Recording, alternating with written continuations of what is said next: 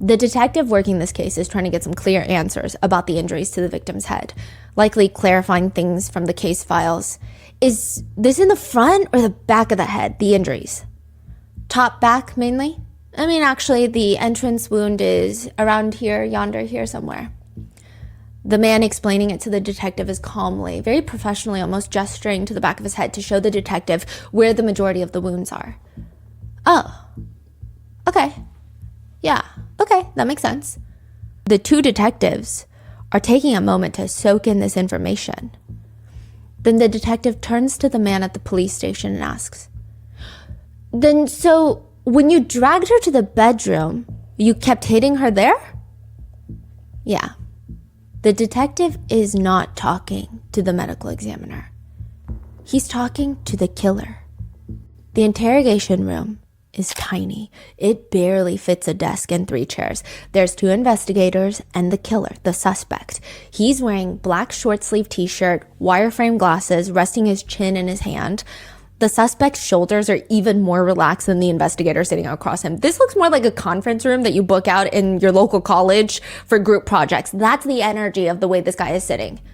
The detective looks at him. Think you want to kill us? Oh, no, rather, men aren't my thing, actually. Women. Yeah, Okay. You have a girlfriend? I don't. You I've don't? never had a girl. I tell you what, give me your fantasy of killing a woman. What your fantasy killing would be? Your ace killing, what would that be? This is a little peculiar. I'm on camera. Okay, He looks up, stares into the abyss for a second. His chin is resting in his hand like he's thinking about a good steakhouse that he ate a few weeks back. maybe dressing up in a nice suit, sneaking into her house, disabling her boyfriend.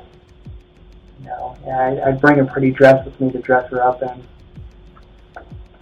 I was always into strangling, but after that last blunder, I guess maybe something big and sharp would be more along my thing.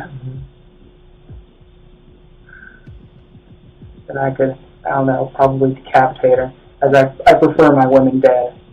I'd dress her up, I'd stitch her up, kind of try to work the head back on, perhaps. And then I'd go to town, and it would be a night to remember. Mm-hmm. And then I'd kind of just burn everything and run for the hills. First of all, why did the police ask that question? I think everything about this confessional with this suspect so far indicates a serial killer in the making. So maybe that's why they asked. I will say the interrogators for this case are not widely liked. I think a lot of people think, good thing the killer confessed because they were not going to solve this case.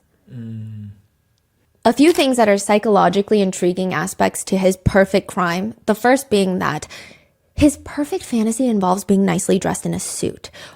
And he would bring a dress for his victim. Psychologists say the fact that his fantasy includes him dressing up in formal attire, specifically a suit, which in men usually serves as a symbol of status, professionalism, it carries some level of power.